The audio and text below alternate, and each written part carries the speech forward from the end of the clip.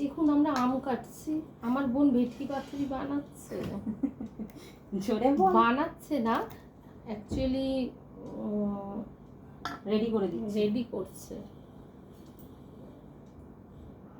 কলা পাতা এটা পাঁচটা দিকটা দিলাম। হ্যাঁ, জিনিসটাকে ওই পাশটা দিতে পারছি।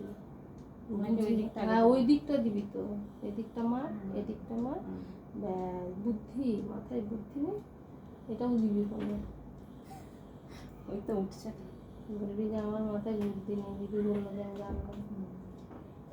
জোরেই বল, তুই অত আস্তে আস্তে বলছিস কেন? দেখুন আমাদের বাড়িতে জামাই ষষ্ঠী, আমরাই রান্না করি, আমরাই বাজার করি, আমরাই খাই। আমার মায়ের ভূমিকা নেই, সে সকাল থেকে শুধু দৌড়েছে। তাহলে দৌড়ানোটাও তো একটা কাজ, তাই না? দোকানে দৌড়ানোটাই সকালে শুধু শুকনো শুকনো আলুর দম করে খাইয়েছে, যাতে আমরা সন্তুষ্ট নই।